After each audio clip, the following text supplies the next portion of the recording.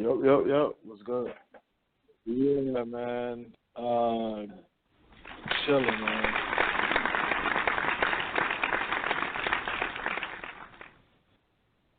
Yeah, I ain't realized my phone was on mute. So when I heard the next song come on, I'm like, what the hell going on? Why can't I stop it? What's going on? This show's crazy. Yeah. No doubt. Technical difficulties. Technical difficulties in this motherfucker, man. But today's date, it's April 14th, 2017. And, like always, just to get a little deeper, we're going to talk about the current events. I'm also going to be reading from the White Trash book today also. But shit, how was your week, Smoke? It was good for the sense I was off a couple days, so I didn't really get to relax during those days, but any day off from work is pretty good for me. Shit, it was just an up and down week, mad shit going on. You know what I mean? Probably some changes happening, you know what I'm saying? But, you know what I mean? Like I say, usually life of a black man, you know what I'm saying? Just keep it going. But the one thing I did want to really focus on, like, especially this week right here, was, getting back to cleaning up my credit and shit like that and just getting that sparkling, you know what I'm saying? So, you know what I mean? I had, I got this little, I took it off my phone, but it was like the Capital One credit app or whatever, and it tell you your score or whatever. So I wasn't feeling that score, so I'm like, I need to go look at this shit and see what's going on. And, you know what I'm saying, get that shit right. So really, I'm really going to start focusing on that. But, outside of that, just the normal shit. You know how that go. Yeah, sure. I feel you on that, man. Me personally, man, I'm saying fuck credit. I ain't paying y'all niggas shit. I'll live with cash. I ain't even learning about credit, man. Fuck credit. Shit, I think I got another 6 months. Fuck yeah. I ain't paying no more credit cards. Only thing I paid on one credit card. It's my Amex. You know what I'm saying? Because my attitude is this. Credit cards are bank loans. Mm-hmm. So all I need is one bank loan to loan me, one bank to loan me bread. Fuck the rest of y'all banks, man. I ain't paying y'all. So I'm going to leave it like that. Work on my cash, you know what I'm saying? Nah. Yeah, that's how I see it. It's always a strategy. Always, man. Then, push come to shove, man, dispute that shit and tell them niggas, prove that's mine. Yeah. Prove that shit. Prove that shit, my nigga. I ain't paying y'all shit. Fuck y'all. I'm American. Teach us what they teach you here in America. Don't carry shit, man. I want to see you come and get it. You know what I'm saying? American way. You know what I'm saying? But, for those who want to keep their credit, tip-top shape and all of that, go at it and do what you got to do. Those of y'all that don't give a fuck about it, man, take out a big-ass loan and tell them kiss your ass, man. Shit. And leave it as such. But before anything, let's keep it, let's balance it out. You know what I'm saying? I don't want to go too crazy. So let's balance it out. So some of the big topics, or like what's trending in the news, is the whole Aries Spears on Corey Holcomb show. Right? Right. Another thing we got is the Asian on the plane and Troy Ave Taxstone. So, yeah, let's talk about the Asian first. Now, my whole thing is this, right? All jokes aside and all of that, right? It was fucked up what happened to the Asian dude, right? True indeed. Right. But again, black people, man, we don't. Too much shit happened to black people for us to start giving a fuck about others and not ourselves. Basically, is what I'm saying. Because what I noticed in this country in my 36 years, it's a running theme. You dig what I'm saying, Smoke? And I'm gonna show you an example. It's a running fucking theme. Well, you know what? I'm trying to ease up on all the cursing and stuff. You know what I mean? But it's a running theme where other groups get attacked, and we're so sympathetic to those groups. But then when we get attacked, then those groups question the attack, whether it's really an attack, and then we question it also, right? So what I mean by that is this. You know good and damn well that I was a black man on that on that airline, and he refused to get up, and the police drug his ass out. You see what I'm saying? Off the plane and shit like that. You will have one segment of Black America or black people saying, "Yo, that's messed up," and then you're gonna have another segment of black people that's gonna say, well, why did he get up off the plane? Why did he get up off the seat? Why he didn't just comply? You see what I'm saying? So when you understand that that's the type of game that they play on us, I don't understand why do we even throw sympathy towards other groups. So here's my example. The White House, the spokesman or whatever, Spicer, that's his name, Spicer. He made a comment comparing the Holocaust, Hitler and Assad in comparison with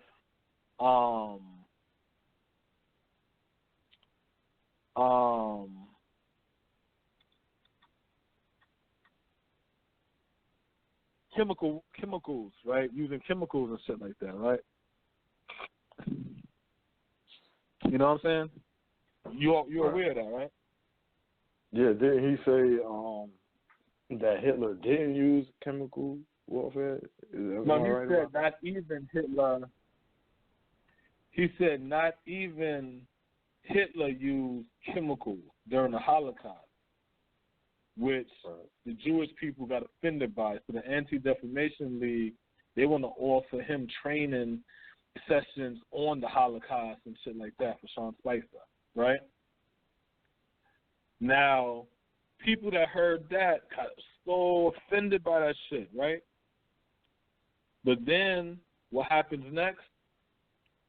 The dude, white boy named Jeffrey Lord, he compares Donald Trump to Martin Luther King, with the comparison being around health care. You see what I'm saying? Right. Where's the sensitivity classes? Where's the outrage? He doubled down. You see what I'm saying? He doubled down on the claim. He didn't fall back. He doubled down. And that's something I noticed. We'll sit there, and when other groups get attacked, we'll sit there and we'll be like, oh, that's fucked up what happened to that Asian man. Oh, how could they say that? Don't you know how the Jews suffer? The Jews suffer, they suffer. But where are these other groups when black people are being discriminated against, disrespected, pulled down upon, and things of this nature? You see what I'm saying? So it just really bugs me the fuck out that how fast and quick we are to run to these other groups when nobody runs to us. And it bugs me out how when something happened to us, we would be in support of like solidarity towards this is messed up what's happening to black people, and we'll be on the opposing end saying, well, why didn't he ...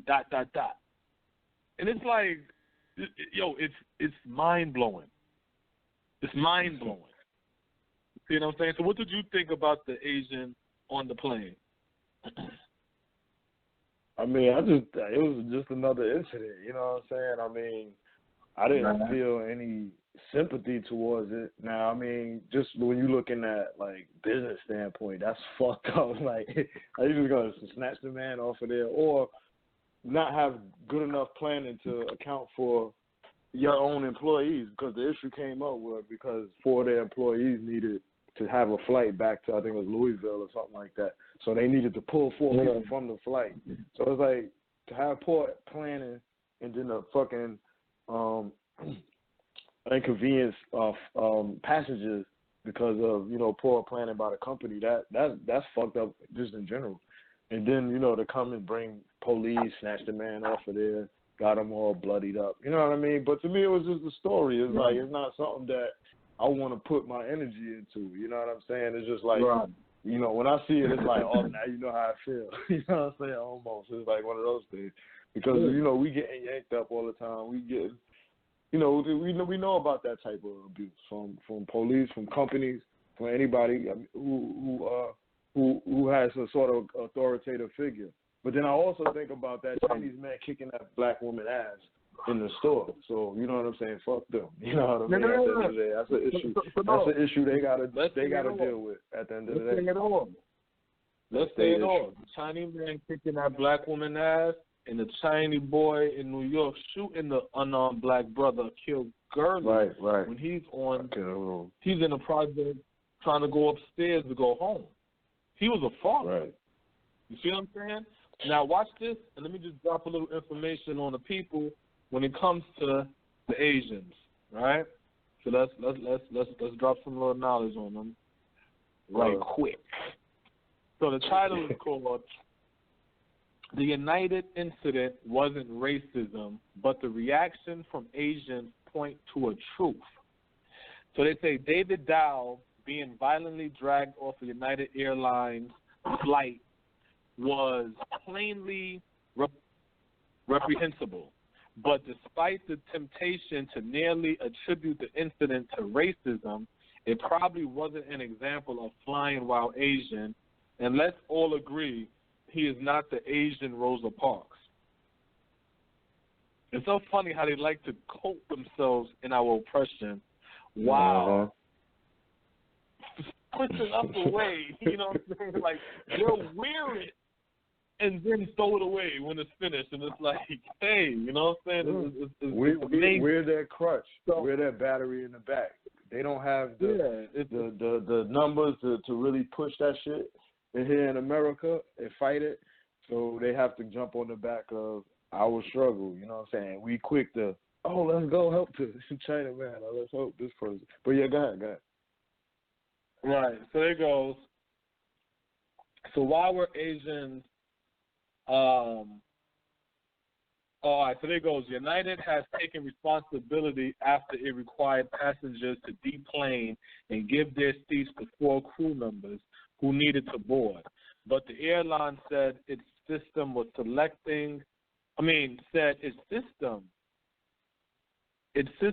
selecting David Dow and the 3 others is an IT algorithm that takes into account issues like disabilities and connecting flights. This means there's no real evidence of racial bias. So why were Asians quick to label the United incident as discriminatory, right? So there goes, it could be that Asians and Asian Americans assumed Dow was the target of xenophobia, given that anti-Asian hate crime has been on the rise since President Trump deemed China an economic enemy. Or it could be that Asians assumed he was targeted because of the way Asian men are constantly emasculated and turned into racist punchlines. Or it could be that Asians assumed Dow was discriminated for his name, since studies show Asian names receive fewer job callbacks than Anglo-sounding names. Do y'all hear this bullshit? Okay. So now you're going down and they say, it goes, all right, like here's when it gets really good. Because when I first was reading this shit, I was like, all right, man, somewhere in my soul, because I understand America and I understand these clay-eating ass white people, I know how ghetto crackers act, because that's the same way how ghetto niggas act. So I'm reading this shit, and I'm like, if they're going to wear the coat of black people to try to give their oppression some street cred, right, then where the fuck in here is black people? Because there's nowhere in the article they're talking about black people, right? But then, what do I run across? Something that made me click. It says, each Asian... Wait, let me make sure I ain't past the good part. Right, so it goes, we don't or both. Okay, yeah, there we go. So it goes, each Asian nationality experiences racial discrimination to varying degrees, but it happens to all of us. Historically speaking, a commonly held belief is that the lack of outcry among racism is, in part, a result of mainstream society labeling Asians the model minority and granting us somewhat of a white privilege card following the Chinese Exclusion Act. So following the Chinese Exclusion Act, they were pretty much given a white privilege card. Now, this is a Chinese person who wrote this saying that. But if you listen to the previous shows, especially with the Akai Gurley, right, story, that was the sentiment I felt. Because they're sitting over here, these Asians outraged. That the China man got found guilty for killing that unarmed, innocent black man. And they said, oh, this is a scapegoat because you're not letting the whites, convicting the whites for killing the blacks. So now you want to convict a minority or whatever they use. And I'm reading this shit like, yo, this brother ain't do shit to nobody. He was just going these motherfuckers, yo, that shit crazy. Excuse me. They fighting the right, and my word was they're fighting for the right to kill blacks like white people or some shit like that. And that's basically what it is. So now let's get deeper into that. So I clicked on the link because the link attached to that story when they talk about the Chinese Exclusion Act. So it goes, the real reason the U.S. became less racist towards Asian Americans. Now, peep this shit. Because that's why I told you. Sometimes I see things and I click on it because something telling me that's where the message is over there. So it goes, between 1940 and 1970,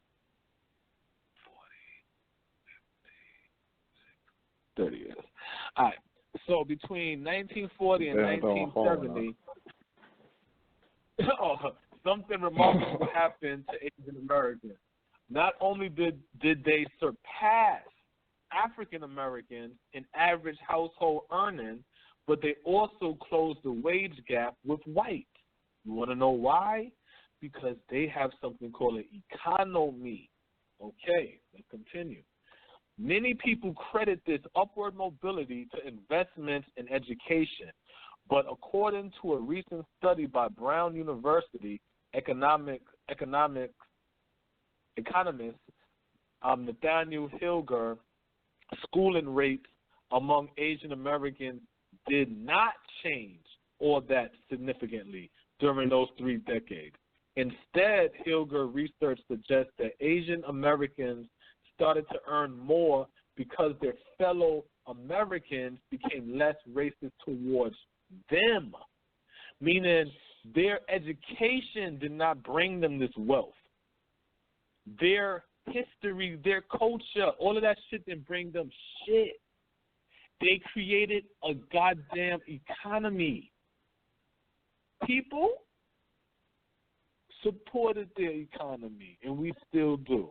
And white people supported their economy. I'm not gonna say still do. I don't know, but I know. But back then they did. You see what I'm saying? They still do. So now maybe not at the rates we do, but they still do. Right. So they go. How did that happen? Yeah, they do. About the same time that Asian Americans were climbing the social economic ladder, they also experienced a major shift in their public image. public image, a major shift in their public image.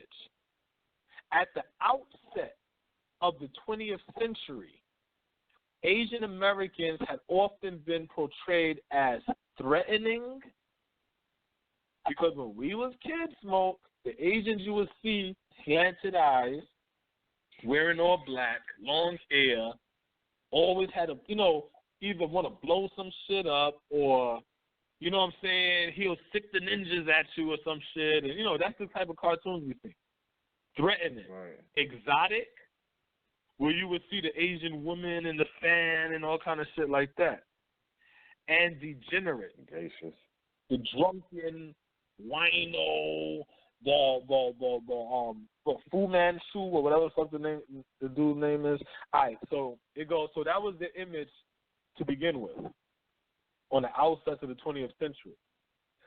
But by the 1950s and 60s, the idea of the model minority had begun to take root. It begun to take root. Newspapers often glorified Asian Americans as industrious, law-abiding citizens who kept their heads down and never complained. Some people think that's racism. Some people think that racism towards Asians diminished because Asians, quote-unquote, proved themselves through their actions. But that is only a sliver of the truth. Then, as now, the stories of successful Asians were elevated. Then, as now, the stories of successful Asians were elevated, while the stories of less successful Asians were diminished. So you have to understand how the media, because that's something else I say about the Italians. It's marketing. It's marketing. It's marketing. Because they know tell lies through vision. As long as you watching successful Asians and Asians as doctors and all kind of shit, and Indians as doctors and all kind of shit, and Mexicans as hard-working laborers and all kind of shit, and niggas as fucking criminals, and black women as bitches and hoes, then that's what you're going to believe. Yeah. That's what you're going to believe. You know the marketing strategy for us. You know what I mean? It's the total opposite of that. You see? Then that's what it is. You see? So now they goes to prove themselves through their action. But this is only a sliver of the truth, right? Okay, boom, boom, boom, boom, boom. All right. They say to combat racism, minorities in the United States have often attempted to portray themselves as upstanding citizens capable of assimilating into mainstream culture. Asian Americans were no different. So let me read that again. To combat racism, minorities in the United States have often attempted to portray themselves as upstanding citizens capable of assimilating into mainstream culture. So when you hear these black people who always want you to assimilate into this white man's culture, he's doing that because he or she is so freaking afraid of the treatment and dealing with the stress of racism that they gave up. And they said, I have a different strategy. If you can't beat them, join them. So when you hearing black people tell you things like that, then you have to question that person. Because it's a difference between being a spook that sat behind the door and a frontin' ass nigga who sold out. You know what I'm saying? Straight up. A big difference. Straight up. Difference, huh? No, brother, I'm just out here frontin' like I like these white people. And then I'm like, all right, brother, like, go back there, get in the grinning. They cave in to, you know, that lifestyle with the thought of things being easier or opportunities coming easier. But you still the same black man. You know what I'm saying? You still the same black woman. So it's like you selling yourself out for nothing, really. You still going to be subject to... No, it's for a dream. It's for a dream. For a dream. Hope. That's why you see dark-skinned niggas wanting to run behind light-skinned motherfucking girls, because the dream is, if I can lighten my generation, if I can lighten my kids, then it'll be easier for my children. That's why we'll name our kids white people name, or even worse, like Envy would say on Breakfast Club, ambiguous names where it's like, if I'm using the right word correctly, where it's like you don't even know if it's you don't know if it's a girl or a male or female. I mean a white person or a black person. You don't even know if it's a girl or a boy. You naming your sons Ashley, Stacy, Madison. You know what I'm saying? And you like, oh, that's a dude? Ain't that? You know what I'm saying? Like, what is that about? You see what I'm saying? So we do these things, and the crazy thing about it is we do these things and then turn around and say, well, how can we change our generation? Reverse the stupid shit you're doing. You can't sit over there saying, I'm gonna name my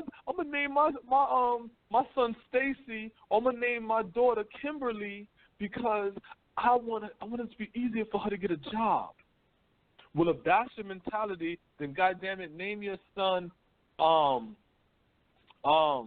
Shaka Imhotep. Name him Shango or something. You know what I'm saying? Name him something strong. Name her something strong. Yimmy How about create a job for that motherfucker? You so concerned about him getting a job? That's what I'm saying. But that's the point I'm making. Instead of you worrying about naming your child different things to them so your child could work, do it in reverse.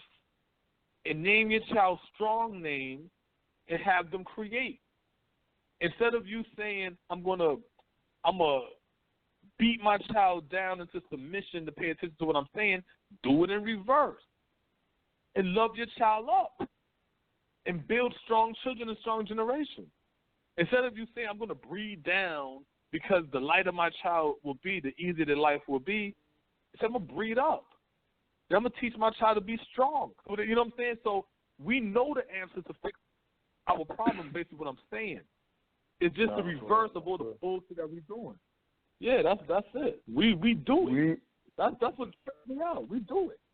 Yeah. We got to just realize, too, that we are the ones who instill a lot of this shit into our kids and keep it going. Mm-hmm. You know what I'm saying? It was our generation that put in the attitude of the generation of the youth now. And it's going to keep continuing. Mm-hmm. We was affected by the older generation. We learned the street shit. We seen us doing that. You know what I'm saying? Now the niggas the kids that's running around now, they're a byproduct of what we was doing. You know what I'm saying? So we just continue to pass down the crazy shit.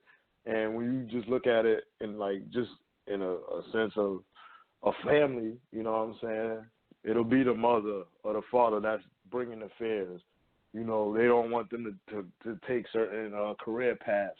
No, go to school, do this. You know what I'm saying? Instead of you teaching your kid to embark on their dreams or guide them in a certain way. It's just like, you know, we want to play ball or go to school or whatever. You know what I'm saying? So, but the limitations that we'll put on the kids that create fear for them. You know what I'm saying? It's like, hey, you can't succeed outside of this box right here. You got to stay in this box, and that creates fear for the kids. Yeah. So it's like they don't ever step out and try to do different shit. You know what I'm saying? So we instill that shit. So we have to look at ourselves in totality and understand that a lot of the problems that we got is on us. We can fix a lot of these problems. Yeah, it's just we have to look in the mirror and keep it a buck with ourselves. You know what I mean? Yeah, I totally agree with that. Totally agree with that. So here's the irony about what you said. Asian Americans were no different than every other minority group who try to assimilate into the mainstream white society. So they go, and then we also know with the dandy, right? The dandy really is the poor white who dressed up nice to fit in with the rich whites. So when they saying minorities, they're not just talking black and people of color. They're talking about every fucking group that's outside of the elite that's trying to get into this mainstream illusion that we should be stepping away from. So they said the Asian Americans were no different. Some, like the Chinese, sought respectability by promoting stories. They was promoting stories about their obedient children and their traditional family values. They're promoting stories, meaning this isn't real.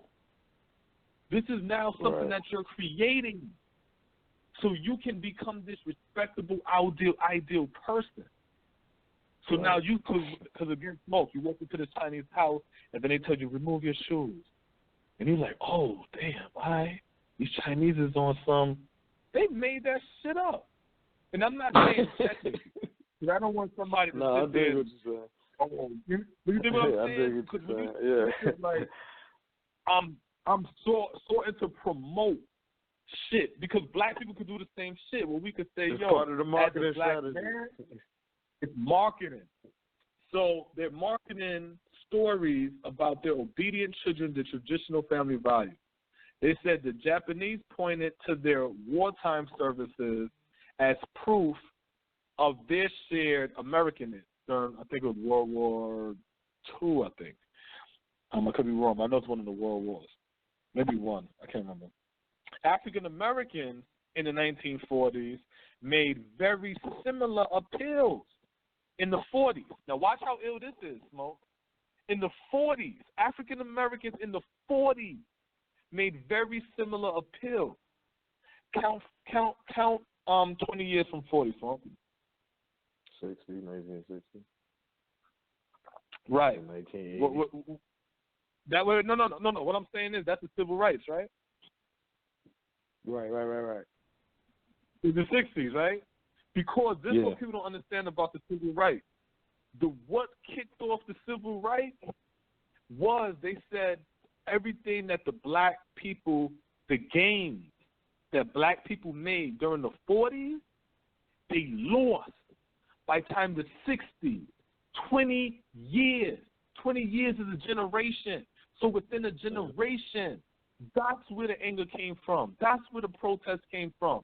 That's where that came from.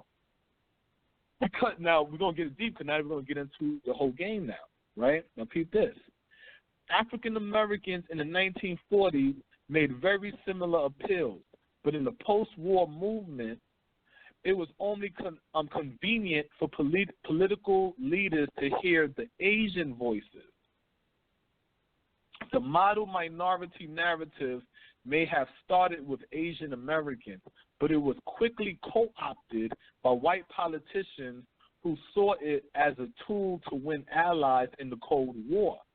So the Asians created it to be respected in America and to change the image and viewpoint of themselves, and then the politicians took that ideology and ran with it.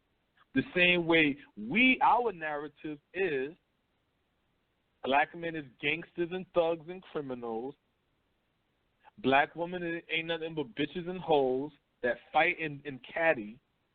That's the images we share, we hold. You see what I'm saying? We don't want to change our shit. We want to hold on to. We didn't even create the fucking image. They'll tell you that every time you listen to the hip hop history. You can't find me one hip hop artist that said we created gangster rap. No. You can't find one rapper in history that's going to say we created gangster rap. We named it gangster rap. They all say we didn't name it that. That's what the media calls it. All of them say that. Wilding out. But when you go back to the studies with the Central Park Five, you find out wilding out is created. That's creative. That's not our slang. That was created. Because they didn't say wilding out. They said wild thing. Because that's what the song was. So I'm speaking on narrative. That's why in Black America Radio, you hear me and Smoke going back and forth, and we are destroying narratives. That's why I don't agree with the narrative of the black man is supposed to be the head of the house, the woman's supposed to follow him. And no, that shit sound bogus to me. The black woman, she needs to be elevated. She needs to be elevated. She don't need to be following you. She needs to be her own woman. Because if something happened to you, you should want a strong woman who will raise them babies up strong. Why would you want a follower? Why would you leave a follower behind to raise your seed? That makes no sense. Why are you trying to be the head of a house? That don't make no sense. Why are you not out here competing with these different races? Let your woman run the house. You run the house. So I got something to go back to. You run the house. So I have something that I'm protecting. But when we got our ass kicked out there in the world, we came back home and we said, well, I'm running this motherfucker here. Don't tell me shit. I'm running this shit. And that's what happened. You see what I'm saying? We got to break these narratives, yo. So now let me keep breaking this shit. So now it goes, in the 1960s, that's 20 years later, right? So the 1960s. Now, they just showed you some African Americans in 1940s made a very similar appeal to be looked upon as positive, to play the game with Whitey. We're going to assimilate. That's what we wanted to do, 1940, 20 years later, generation, because they play the game with us every 20 years. They said by the 1960s, anxieties about the civil rights movement caused white Americans to further invest in positive portrayals of Asian Americans. So while they was investing in positive portrayals of Asian Americans in the 1960s, what was the order of black exploitation movement? What was that, the 70s? The 70s. The 70s, right? And then you understand that even during that time during Hollywood, they would only hire us to be criminals or the women to be hookers or something like that. Because that's your culture. It's the pimp and all kind of shit. You see, it's a marketing. We live in a capitalist society. So now because of their anxieties about the civil rights movement, to further, the white Americans end up further investing in positive portrayals of Asian Americans. The image of the hard-working Asian became an extremely convenient way to deny the demands of African Americans. The image of the hard-working Asian became an extremely convenient way to deny the demands of African Americans. Both liberals and conservatives, politicians pumped up the image of Asian Americans as a way to shift the blame for black poverty. So how do they shift the blame? If Asians could find success within the system, politicians asked, why couldn't African Americans? You see that?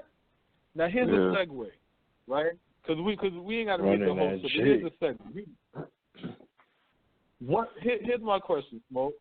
What was the Des Bryant comment? Which one? The recent one, the controversy shit going on right now with him. So I ain't even gonna fall on lost on that one. I ain't hear nothing about Des Bryant. Oh, okay. Yeah, he quoted Charles Barkley or some shit like that. Yeah, I want to say some shit like he quoted Charles Barkley or some shit like that. You know what I'm saying? About, it basically it's the same argument. When you find it, you'll get the exact quote. Yeah, he said something. Yeah, maybe it's that one. What is it that he said? He said, first and foremost, I would like to say I do a great job of minding my own business, but it's pressing on my heart to share my thoughts about white Americans and black Americans. and put racism in parentheses. I saw a person quote Charles Barkley when he said, "We as black people, we're never going to be successful, not because you white people, but because of other black people." I hate to admit it, but I understand that quote. That's it. And then he went on to say, real slavery is different from what's going on in our world now. We all, every ethnicity, have the opportunity to lead by example instead of making videos about the history of racism that get applause or people with influence merely doing things to post. For social media, we should focus on individual accountability to be better as a whole. And then he put,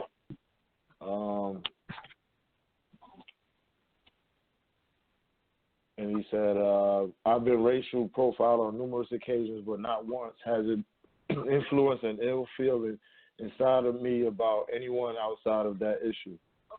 And that was the part that he went into, the part I just read. The real slavery is different from what's going on in our world now. And same thing. So basically he just trying to, like, from what I'm gathering on it, it's just like separating what happened then versus now, as if, you know, we have different opportunities, we have different people have a different outlook on us, you know what I'm saying? Yeah, but see, the whole thing there is, and that's my issue when it comes to black people, but the whole thing is what Des Bryant is saying is the same shit. If Asians could find success within the system, why can't we? Stop making excuses. Stop blaming this. Stop doing that. And people like that don't realize that you can't look at the water on the floor but not acknowledge the bucket that fell down. You know what I'm saying? The bottle that fell down. Yeah, he got more. Saying? He got more going on and shit in there. But saying, the real question: what is wrong with being sophisticated and black? Why do we associate those who choose the straight and narrow as not being black enough? Why is it that I was one of the first examples of success to my friend? We focus hard on fighting the realities that exist instead of creating our own reality. The ones who came before us, Martin Luther King, Rosa Parks, Malcolm X, paved a new path for us to follow. The struggles and hurt they endured created new life for us today. It is not our job to carry the burden, but it's our job to lead by example. Yeah, that brings it forward. Like I should have read the whole thing, but that's a good quote. Yeah. That's a good quote from Dan.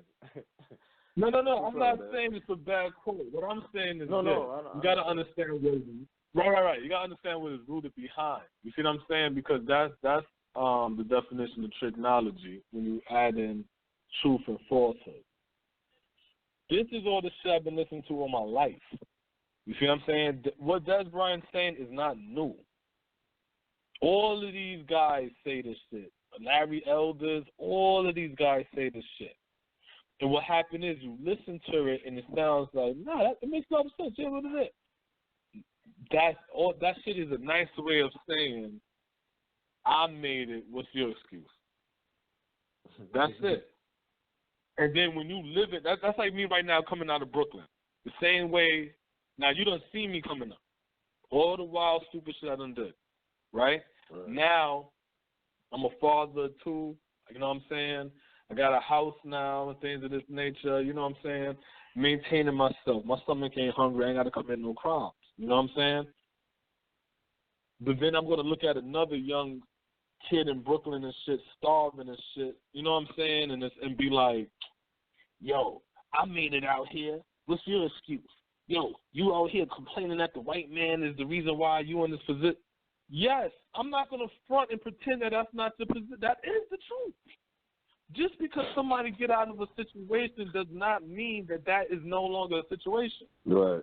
You see what I'm saying? No, that's what like that's my shit. It's like don't do that. I agree as individuals because that's the David Walker appeal. That's David Walker's stance that we should all better ourselves as individuals to move forward as a people. That's true indeed.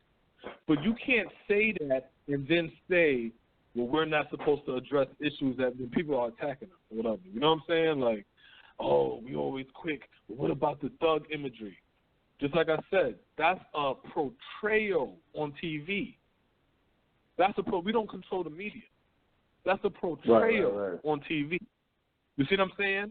Do we have to break that narrative? Yes, indeed. But let's not act like we created the fucking narrative. So if you want to get rid of, because see, and I know I can pull stuff from Des Bryant past, because isn't he the one that snuffed his mom, or the mom's on heroin or boxer? Yeah, some weird shit with him before, right? He done had issues with his mom's, like, you know, physical encounters and shit like that. You know what I'm saying? So, right. Yeah, I want to say it was like two of them. Yeah. Cause I remember the name, so when I heard this shit, it tripped me out a little, and I'm sitting over here like, I know you got in some trouble before though. So what are you talking about? That's the thing I don't understand. You know what I'm saying? It's like when your stomach starts growling, you want to criticize the people that's stealing food too now. The same way you used to steal food. Yeah. You know what I'm saying? Like I don't understand that because I agree with the part about where he said like, you know, like creating our own reality. You know what I'm saying? So like I got that shit, but it's like I definitely dig. This is like the first time I'm seeing the quote or whatever, but I can see where that comes from in the sense of, you know, like the entitlement now. You know, it's like you said, your stomach not grumbling. You know, your rent is paid, everything is comfortable, and you have a different outlook on it. So I can definitely see that. It's also the definition. Prime example. I'm out here in the hood, right? The dude named Bobcat, right? He goes, I'm talking about teaching my son some new languages, right? This before he was born. I said, yeah, I'm going to get Rosetta Stone, so I'm going to teach my son different languages. So he said, yeah, you know, I wanted to learn, what's that language, that foreign language? So something told me French. So I was like, French? He was like, yeah, I wanted to learn French. I said, yo, that's what's up. He was like, yeah, I want to learn it so I could take my girl out to a French restaurant and order something in French. I'm like, okay, so you want to learn a foreign language just so you could take her to that restaurant and order it in that language? Like, what the fuck are you talking about? But in his reality, that makes sense. In my reality, that sounds dumb as shit. You see what I'm saying? So when I hear, so even in the Des Bryant situation with him saying for us to create our own reality, you might be thinking one shit. That's right, as black people, and we could change it. And then you talk to him, and he's like, look at my reality. I'm around nothing but white people. Look, I ain't got to worry about crime. The next nigga next to me is across that lake over there. I'm the only nigga here. This is my reality I created. And we like, wow. I didn't know you meant like that. You know what I'm saying? Right. That's, so when people use certain words, you got to look for that definition, because just to say we got to create our own reality, what do that mean? Because, like I said, 36 years old, I'm seeing shit repeat. I'm hearing people saying the same shit I heard back in the day. You see what I'm saying? And when I hear that reality shit, them niggas normally talk about assimilating into white culture. They talk individualistic goals and individualistic achievement. And like I said, I can't go with that because I understand in the capitalistic society, we have to live within our own economy. Because if we don't, we will forever be beggars. We will forever be competing against ourselves for crumbs, which will make ourselves our enemies. I understand that. So I can't, you know what I'm saying? So when they use these little trick words and say these things that sound good, but it's really no substance in between, I don't fall for that no more. Because I used to fall for it when I was younger. I used to be like, yeah, that sounds good. But then I realized there's no substance behind it. You didn't even mean what I thought you meant. So now I don't think for you no more. I ask questions. You know what I'm saying? Straight up. If somebody say something to me and they be like, yo, do you think that comment you made was racist? I tell them what part of it was racist. You tell me. I'm not thinking for you. I'm not going to sit there and assume this part or let me answer a question I'm not sure of. You tell me what part was racist. And when you tell me the part I said racist, now you explain to me what was racist about it. I'm not giving you shit because I'm not thinking for you. You tell me what you mean. Then we can have a conversation about it. You see what I'm saying? So with the Des Bryant situation, if I was to speak to him right there in my face, I would ask him, what do you mean by create your own reality? Give me an example of that. And then you'll get the truth. Now, that's the Asian on the plane. So let's segue that into the Aries Spears. Right?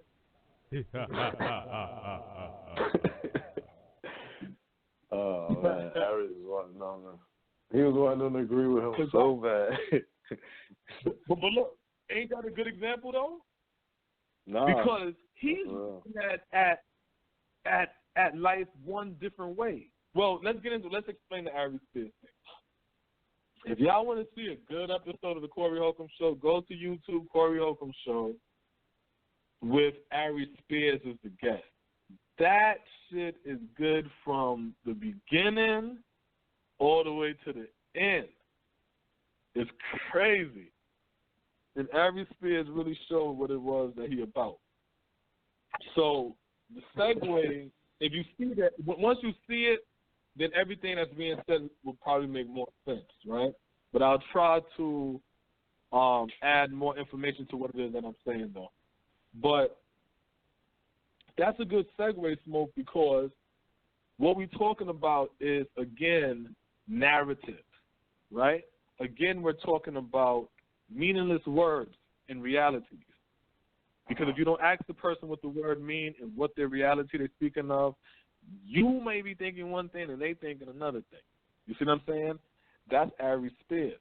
He's sitting over here and he like, he's looking at life like, you're not afraid that if you don't do certain things that the white man is not going to allow you to shine? So his mind frame is, if you just play by the rules, if you just do what you're told, if you just not be so offensive, if they ask you to do something, you just do it, everything should go. And that's what I'm trying to do. Then you got another person that's looking like, there's no way in hell I can live under them circumstances. I can work under those circumstances. You see what I'm saying? So that's why I'm saying with the whole Des Bryant shit, when I'm hearing him talk and he say the certain things that he's saying, it's slick because it sounds good. You see what I'm saying? That's how everybody draws you in with that sweetness. You see what I'm saying? But then you got to ask yourself, what reality are you speaking of? Because Martin Luther King said he hates the fact that he assimilated his people into a burning house because the morale and dignity and all that bullshit that America speak on, America's not about that. That's talk. That's chitter-chatter.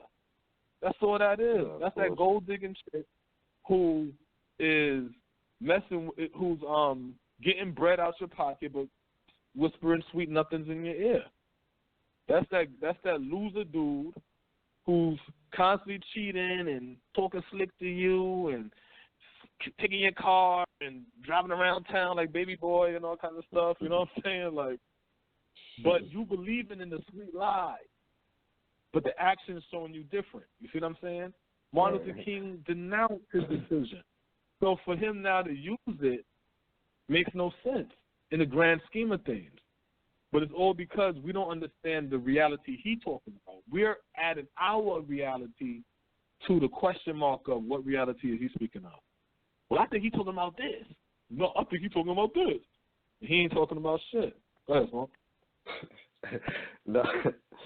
Yeah, I mean, with Aries Spears, like, the impression I got from him was like, you know, it's like a reflection of a lot of the majority of black men, you know what I'm saying, in the sense of we had this machismo about ourselves, you know what I'm saying. He kept saying, like, yo, I'm straight from New York, I wear Timbs, you know what I'm saying, like, you know, painting this picture, like, I'll save fuck whitey or whatever, so whatever he was saying like that, but it was kind of like he painted the picture of, you know, like, I'm a G, you know, my back is straight, I'm standing up tall, you know what I'm saying, through the imagery, though. you know, how he look and where he from and shit like that, whatever. But there was a sense of not, like, the manhood not being there, in the sense of, like, because a man he gonna stand up for what he believes in. He gonna do what he have to do to get his point across. You know, it's not really a compromise in a man and his message and, you know, how he go about his message. And so in his points he was trying to make to Corey, he was talking as if there has to be a compromise in order for you to make it. You know what I'm saying? So it was kind of like, you know, he painting the picture of, like, being a tough guy or whatever, but in actuality, you don't really have the heart to step out and be like, you know, in this case, Corey. You know, Corey was saying, well, you know, he speaks how he want to speak. He does shows how he want to do shows. He's not getting this, you know, they had a back and forth about, you know, wearing a dress. And he's like, I'm not doing that. Like, why would I want to wear a dress? Aries Spears is more like, well, why not wear the dress if you know, you getting paid for it?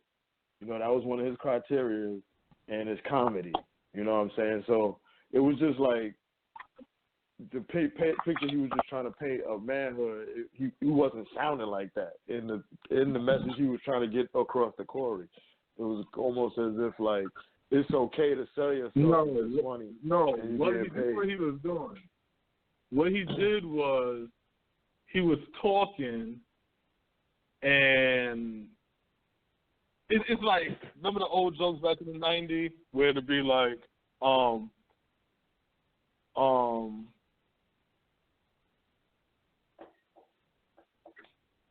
like, I think it's from Don't Be a Menace in the Hood or whatever, right? Drinking your juice in the hood, right? Don't be a menace. And it was like, the nigga be like, yeah, I'll bust my gun. You're like, yeah, and I'll do this, yeah. And like, shit, I'll go to jail, yeah. I'll fuck a nigga in the ass. They're like, huh? And he like,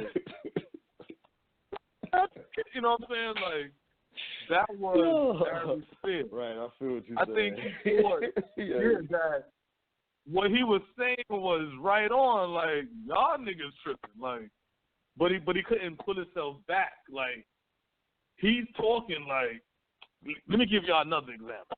You ever sat on the nigga lap and it's what? And he's like, all right.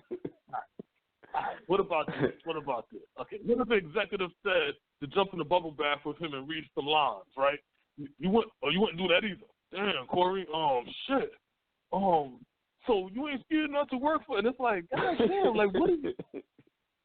What's wrong with you? You know what I'm saying? For comedy. For comedy. Yeah. For comedy. Comedically. Yeah, comedically. See, what people gotta understand is when you dealing with this Hollywood shit, comedically, right? Now you really dealing with that Greco alpha male shit, that homo shit. You see what I'm saying? That's why I be laughing when black men be talking all that. I'm an alpha male and all kind of shit. You know what I'm saying? Because that's another narrative. Let's just be a black man. Male. You don't learn to be a black man. Alpha male. That's that Greek shit. Dominate beta male. That's really all that shit is based on. This shit. Weak man or the strong man. Who the female in the relationship? Who the man? Ain't that some crazy shit? And black men stand by that weird shit. You know what I'm saying? Yeah, that's fucking crazy. That shit weird. Here's my question. I never seen the that's why I say, yo, as black men, what we need to do, because I will do that with my son. Yo, you write down the code of conduct for what it is to be a black man and pass that on to your sons. Don't follow up in this European bullshit, man. With all this, I'm an alpha male, and because I never seen somebody say I'm an alpha male, because look how I have my whole community crime-free. The dilapidated buildings is built up. That's what makes me an alpha male. You know what I'm saying? The women in my neighborhood could walk down the street and nobody's harassing her because I'm an alpha male. You know what I'm saying? No. It's always to dominate another man. Good leading man. You know what I'm saying? I never seen all this shit. Okay. Yo, okay. All right. So now we go back into the Aries Spears, right? So now Aries Spears, now he's trying to do this convincing shit, right? So now you have the situation. No. So we go back into Hollywood. So Hollywood is into the alpha male shit, right? So what they do is, once you get into that you're behind the lens shit, you're part of my creation. You dig what I'm saying? You're part of my creation. This is for the story. This is how they convince you. Just like a pimp convincing a hoe. I'm going to convince you now. I need this for the story. We're trying to capture the feel. So I need you to lick him. And you're like, what? I ain't trying to lick no nigga. Listen, man, you worrying about your friends in the ghetto. I'm worrying about an Oscar. Don't you want an Oscar? And you looking like, you know what I'm saying? And you put in this weird position, not realizing you just got your manhood took. You can't stand up. You're scared because now you got a price on your head. So once you get put in that position, I know who's my bitch, and I know who I can't do this to, though.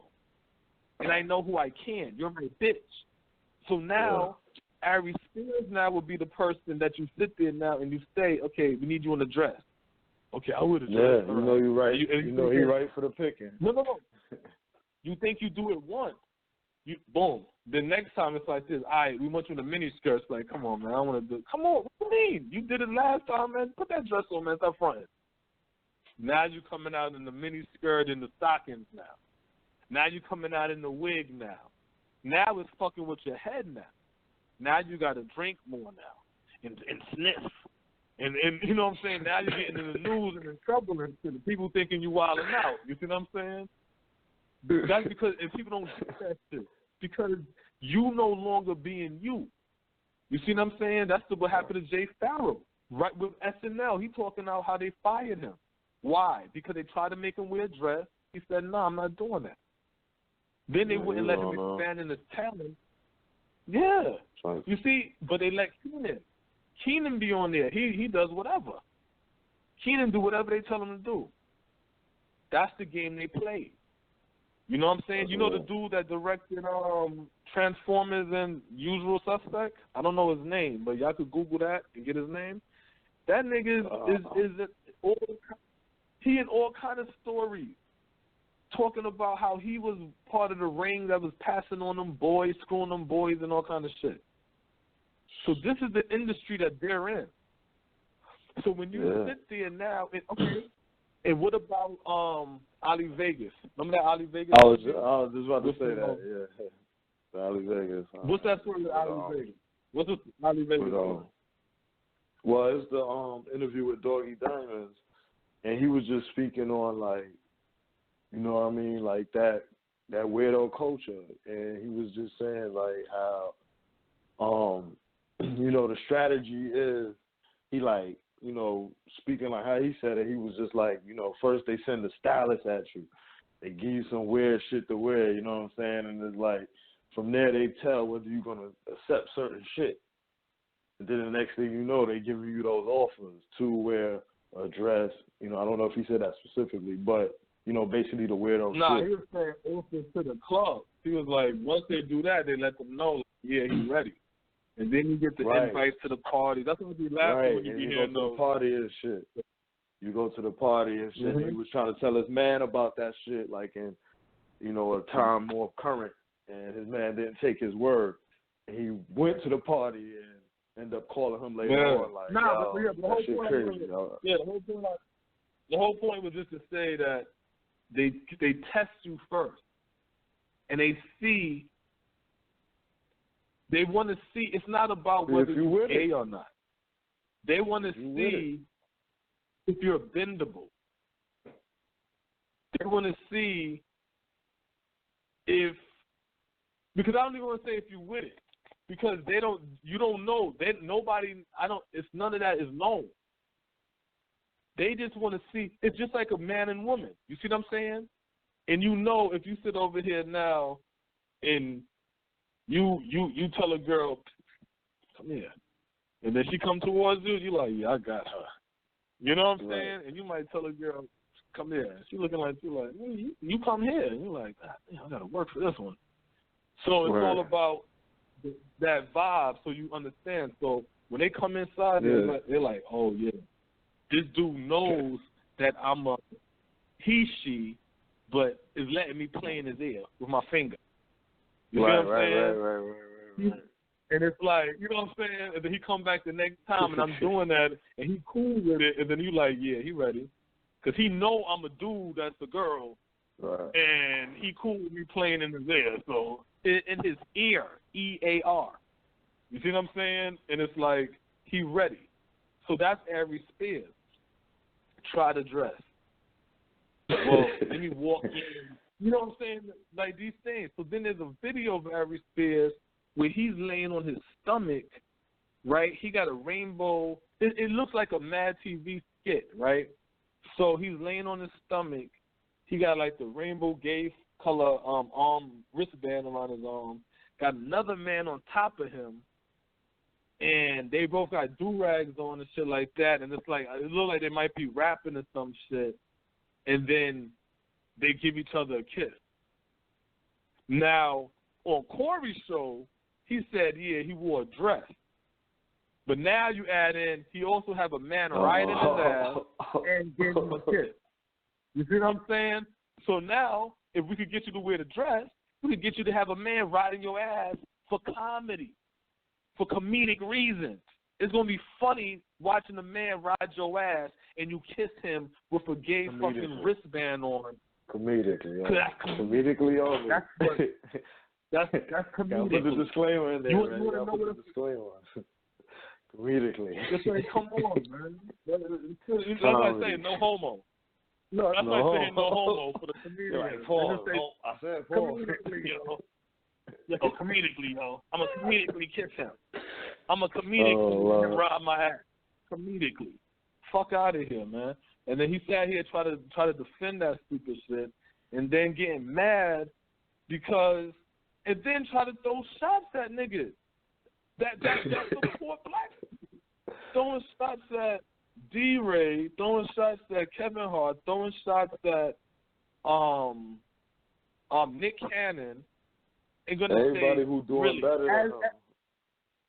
Everybody doing better, but at the same time, Nick Cannon in particular, this cooning ass nigga who's on the show cooning is going to turn around and say, Nick Cannon, when was he ever really known to be pro-black? I'm like, what? So, and I'm glad Corey said, when have Nick Cannon ever been anti-black? Right. You see what I'm saying? Like, what are you talking about? How you on here trying to diss Nick Cannon? Yo, this shit was crazy, and this nigga sitting around here straight cooning throughout the whole shit. Niggas will sell their ass for success. They will sell their soul for success, and it was a prime example of how a lot of motherfuckers in the black world think they will do that shit for the bread. They just wanted to see if somebody else gonna come with them. Like, bro, you understand, right? Like, no, nigga, I don't. Get out of here. You bugging. Don't try to come get confirmation from everybody over here. Yeah, if that's what you do, that's what you do. You know what I mean? Ain't nothing stand up about it. And then, you know, that's what really made it low, is like when you start bringing up other guys. But they all successful. So it means at first you envy the successful cats because you want to find a way of getting there. You make $2 million a year, but you know what I'm saying? Why is you so angry about this shit if you make $2 million a year? That's good for me. If you know what I'm saying? But you want to make $20 million? You want to make $20 million? So you basically saying that you're not lying. He went on there lying and went in there and straight up said, "I'm willing to. I'm trying to figure out what's the running price on the stove because I'm ready to sell my soul for fame. I want to go to the next level. I want to level up, man. I made $2 million now. I want to make $20 million like Kevin Hart. You know what I'm saying? Look at that capitalistic chart. Look at that capitalistic chart. Look at that capitalistic chart again, bro. Look at that capitalistic chart. Because the only people that would say that is people who already been on top. You see what I'm saying? When you fall and you remember how you used to live, and then you below that now you speaking out of desperation and you saying shit like that. And when I seen that, I was like, wow, that is crazy, yo. And I'm seeing that, and I'm just like, I don't want to hear no more about and he's not a reflection of black men, but what I'm saying is I don't want to hear no more about black men, black manhood, masculinity, we strong, the white man scared. I don't want to hear none of that shit. The only thing I want to hear is we got to rebuild ourselves as men, straight up. And that starts with the generation coming up, the baby. We got to purge this whole shit out. This shit is fucked up from the crack shit. You know what I'm saying? And these are nothing but degenerates right now. We just got to just wash these motherfuckers away. They're supposed to have been flushed down the toilet. You know what I'm saying? A long time ago, they were supposed to be flushed down the fucking toilet. So what we have to do now, man, the ones that know better, we got to get to the damn babies, yo, and let them know what's right and what's wrong, how to and how not to act. When you hear them little kids out there cursing, tell them, yo, watch your mouth, yo, you don't talk like that. If they curse you out and shit like that, yo, tell them again, yeah, come back around over here talking that cursing shit. And if you live out there in the hood and you know what it is, yo, carry your burner too, shit. They you bust back at their ass, shit. You know what I'm saying? Don't stand as no target. But at the same time, you gotta let these little niggas know, shit. The change gonna come. The change gonna motherfucking come, man. Because this is it's crazy. We're not fighting against even racism.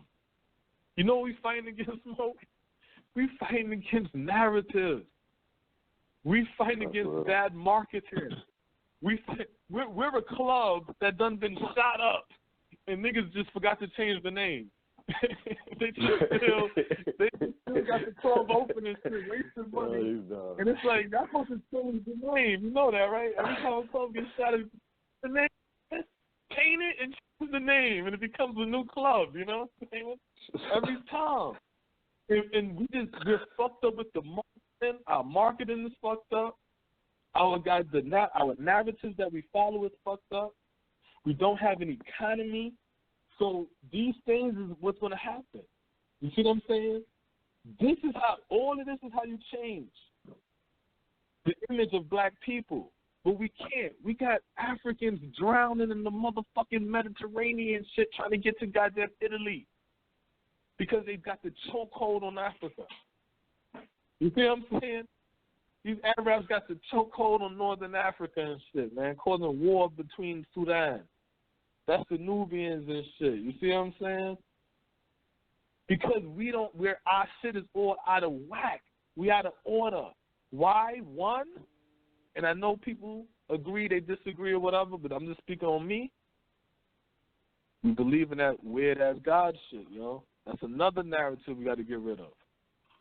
We got to get rid of that damn narrative. Ain't no God coming down here to save you. Ain't no God controlling none of this shit, yo. Straight up. That's the Wizard of Oz. It's time for y'all to go down that yellow brick road and look behind that motherfucking machine so y'all can see that small little white man pulling the lever. He's like, oh, you're not scared of my thunder anymore? Fuck up, cracker. Dirty than cracker. You know what I'm saying? Your trailer pop trash cracker. You know what I'm saying? Like, this is who's, yo, even if you think about it, yo, the middle tier is where the white trash is. What was Martin Luther King doing? Assimilating us where?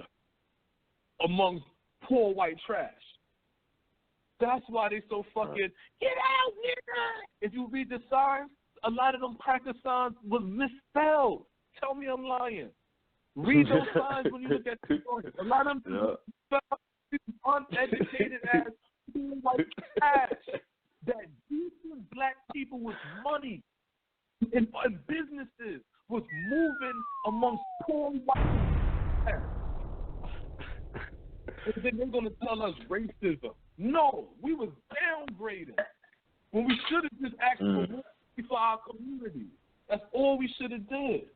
All we supposed to have did was fight. Instead, we should have threatened them with assimilation and said, listen, governor, increase the funding to the black communities in our communities, or we're going to assimilate into your economy, into your community, excuse me.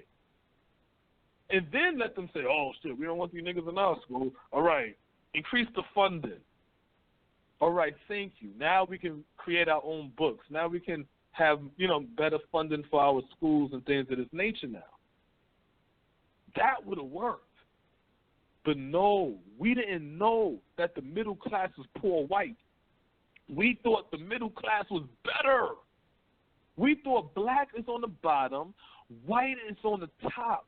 That's the middle class. And then the very rich is up there. No. Rich and poor black is on the bottom. Because we are supposed to create an economy right there on the bottom.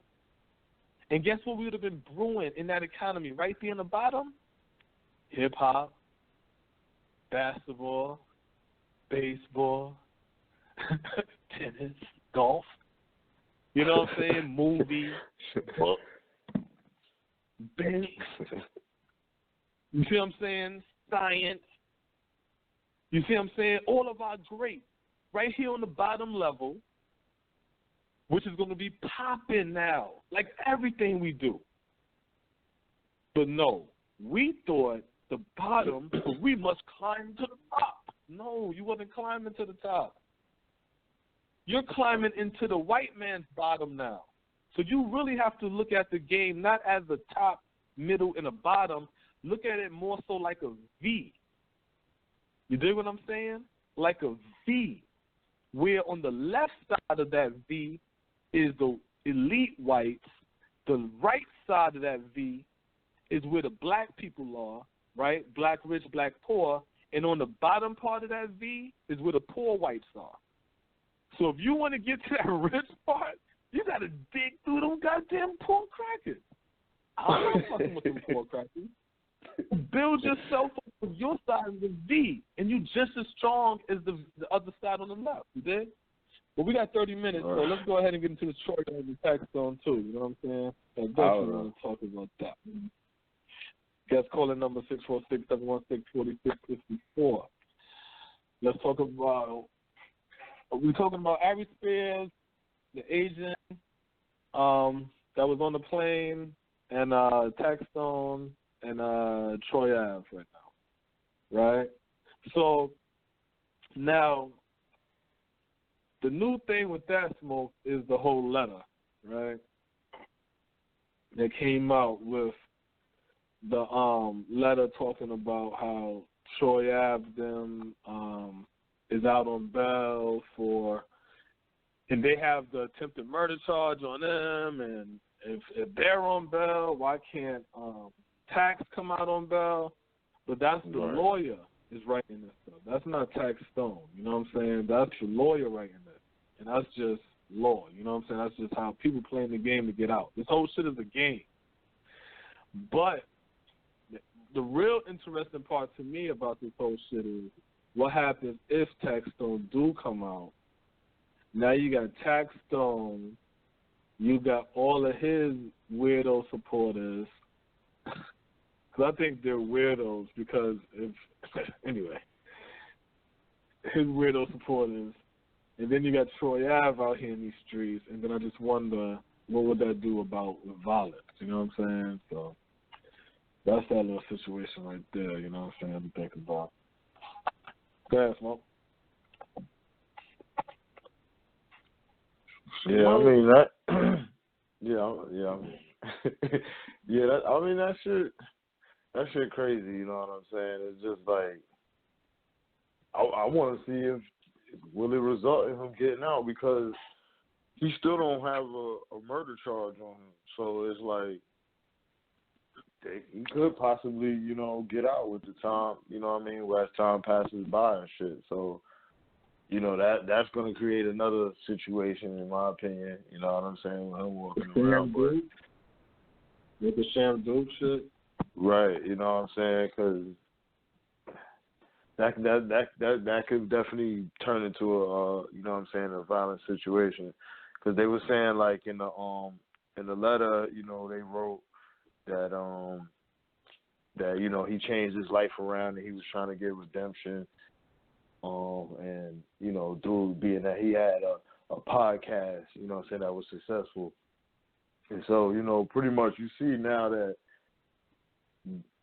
especially if no extra charges are going to be charged against him, you know what I'm saying, you see them trying to angle, you know, as far as this letter goes, they're trying to angle for him to get out. So, but I still don't understand why, you know what I mean, there wouldn't be a murder charge on him, given what was said, what we know about the case, and what was said in the interviews with the brother, with Shanduke went flat. It seems as though it's kind of clear that he's the one who, you know what I'm saying, who shot Banger. So, I mean, it's crazy. Yeah, that's why I said that whole situation right there is bugged out, you know what I'm saying? So, that's shit crazy, you know what I'm saying? And it's just crazy, too, because like I keep saying, when it comes to this music that we listen to called rap, it's like we dancing to our demise.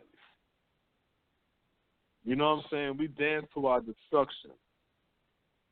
And it's like that shit bugged out to me. And it plays out like that because that's what happened to people in the capitalistic society, which is a dog-eat-dog society. Big bang take little bang. We the only motherfucking people in America playing this game with no economy. You dig what I'm saying?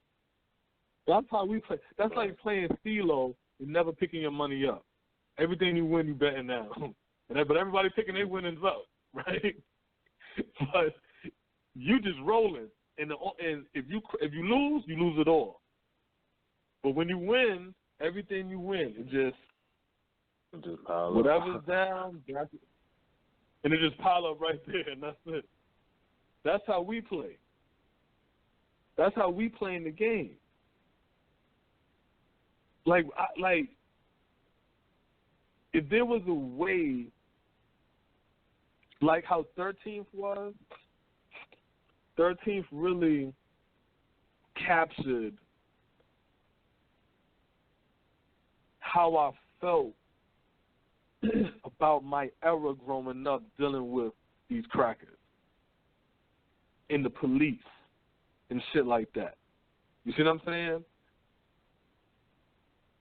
I never could express it, though, because I grew up with my eyes open.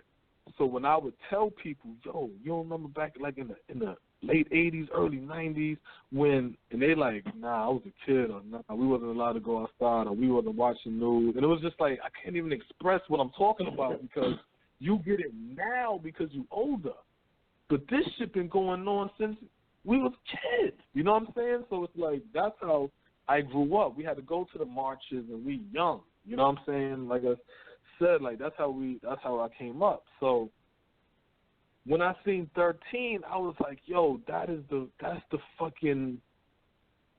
best way of explaining how this country really is. Like if you get that at a young age, you're gonna be angry as fuck, but you need to be angry. That way, by the time you get older and mature, you'll be strategizing. You see what I'm saying? Because when I was a kid, I used to be on some, man, fuck these crackers. We should have an organization called KYT. So my sister was like, KYT, what that stand for?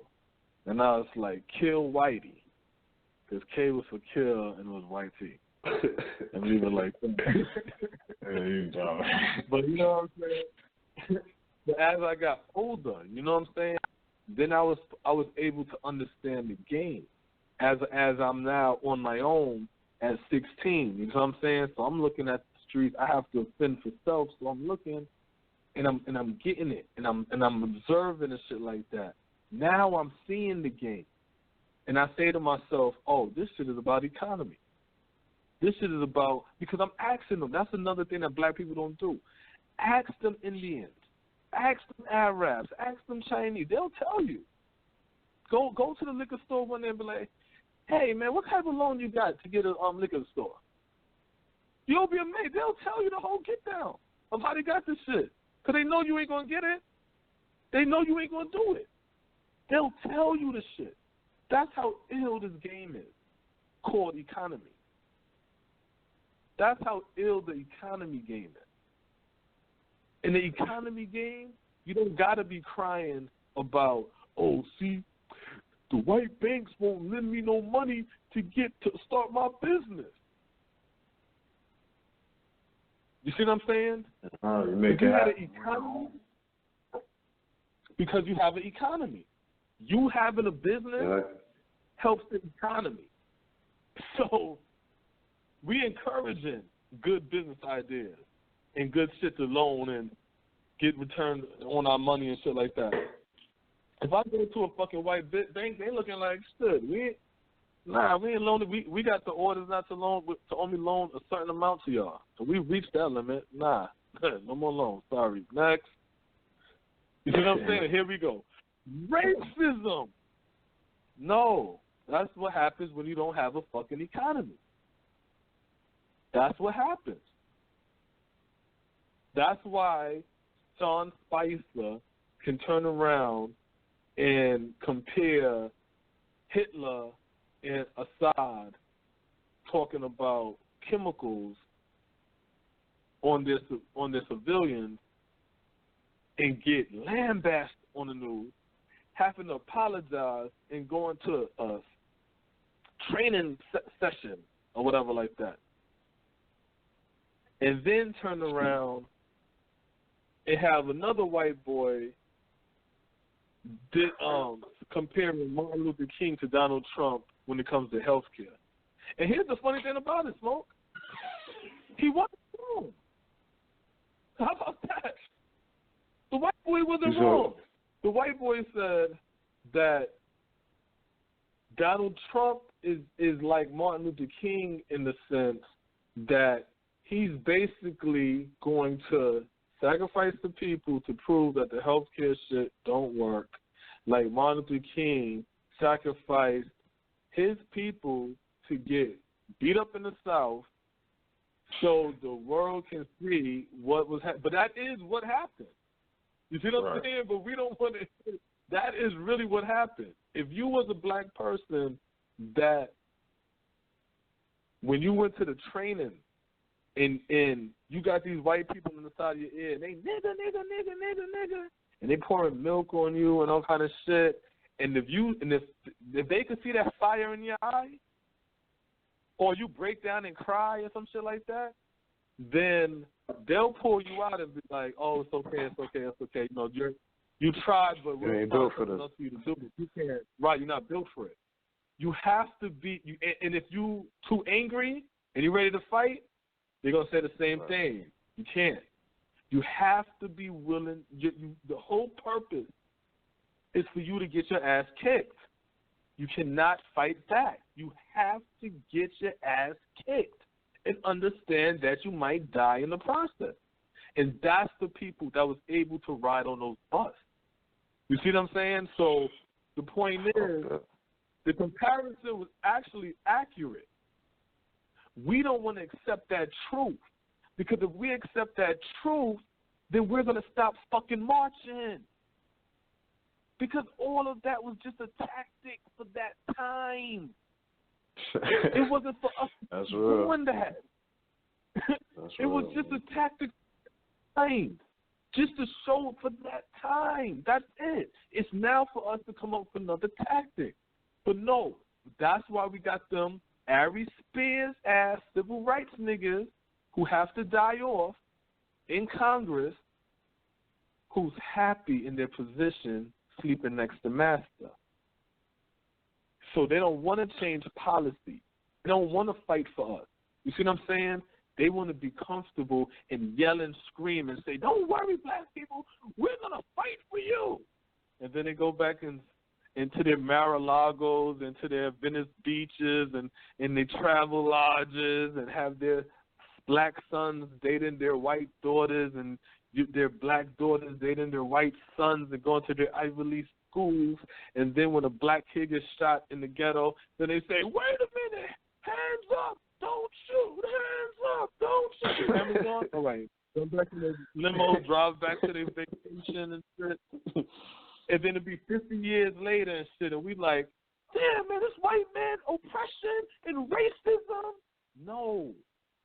We have to build an economy. We have to build an economy. We have to, that way we can change these narratives and remarket ourselves. We create movies, Smoke, about us being criminals, killing each other. We create YouTube shows about us killing each other. We create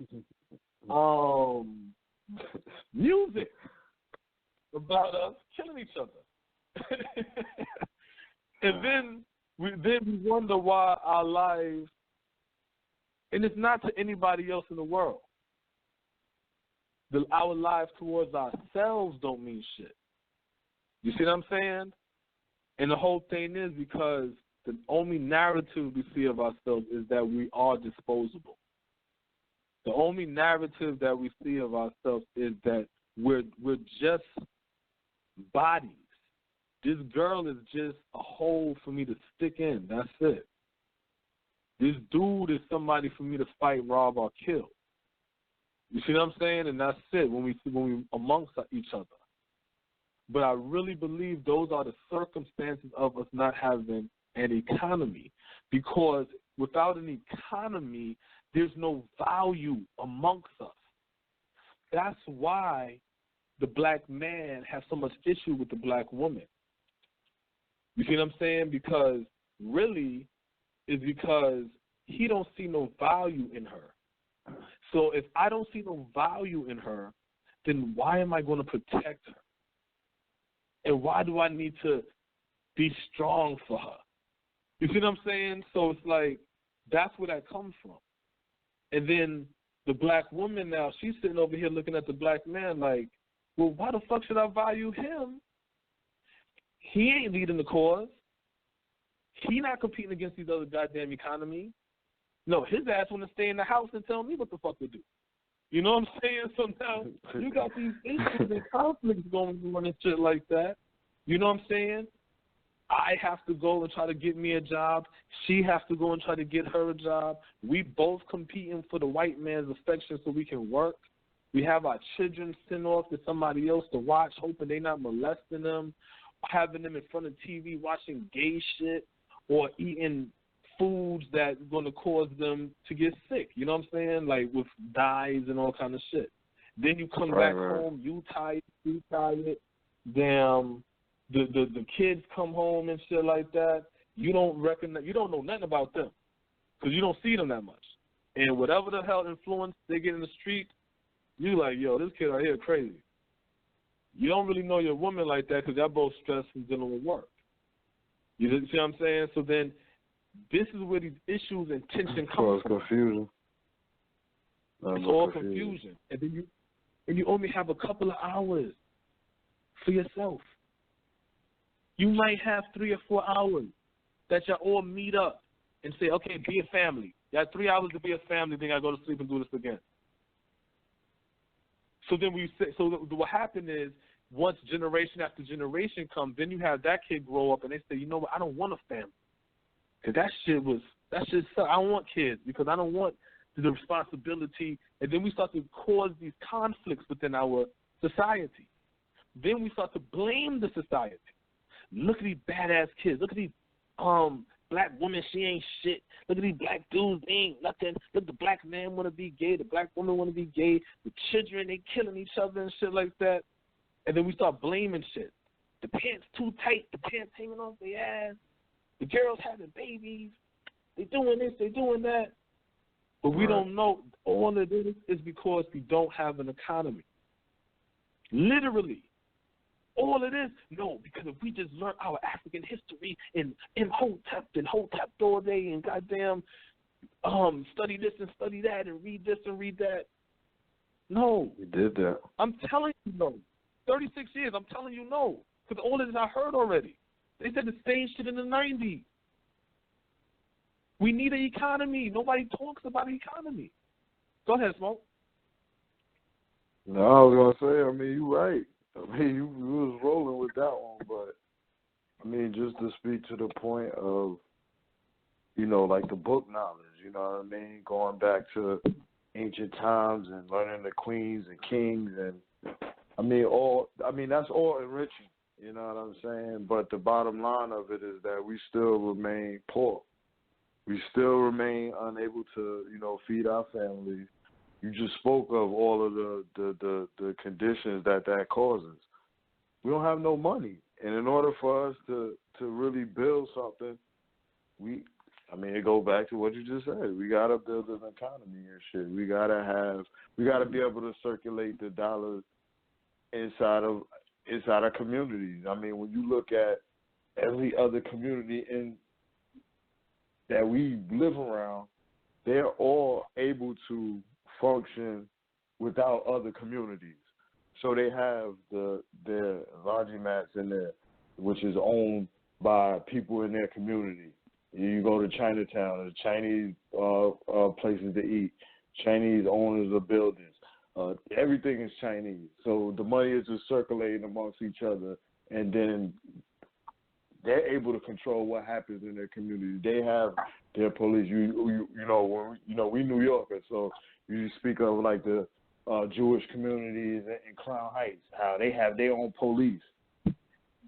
And again, they're populated the same way. All of the businesses and structures inside of that community are owned by them. We the only ones who don't got that. And so it's just like we end up fighting over the crumbs, and everything is in disarray. Watch this. So we fighting over the crumbs. We shooting at each other. We rob them because now we got to feed families that we have. So now when we do get a little bit of money, now we want to show it off. So now we trying to be the man because, again, if you a man, you don't got to try to prove yourself to be a man. So all these guys trying to prove that they're a man is basically saying I'm not a man. So now I'm going to try to get your girl or boss up on you, or now I want to be the alpha and the house, and you my baby. You know all that weird old shit. Yeah, these are people that's not men that's trying to show you, hey, look, I know you don't see me as a man, so I'm gonna make you see me as a man. That's all that's insecurity. Casanova spoke to that. Right, but that's what I'm saying. But let's call it what it is. So once you understand that now, see, I lost my thought. You threw me off with the Casanova shit. No, shit. Yeah. But yeah. We wasn't being men and shit. We wasn't projecting. Something like that. Yeah, we wasn't. Yeah, but I can't remember why I was saying why we wasn't being men. But the whole point is, at the end of the day, is like we have to. I just feel like we have to be honest with ourselves and say, yo, we have to restructure ourselves again. Same thing with the black woman. And like I said, I always say she first. You know what I'm saying? Because the babies come out of her. He's the first teacher.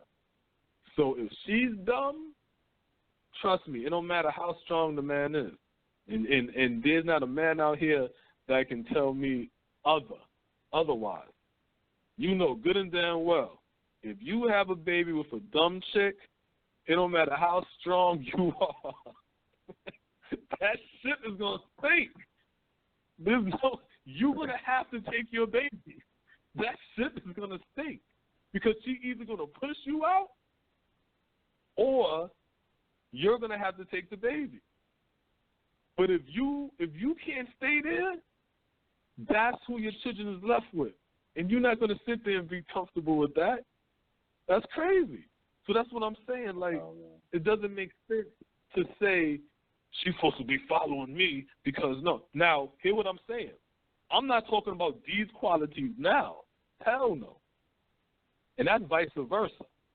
If you a black woman and your eyes open and you got your shit together and you standing on your square and your man weaker than you, no, you need to take lead and run your ship.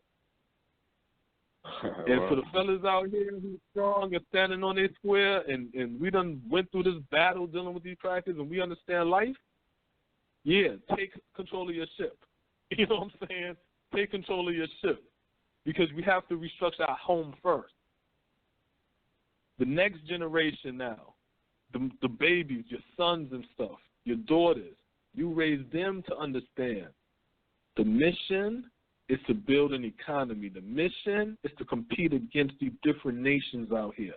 This is how we have to train our babies.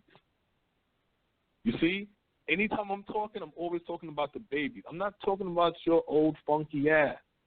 You ain't going to change. You ain't going to change.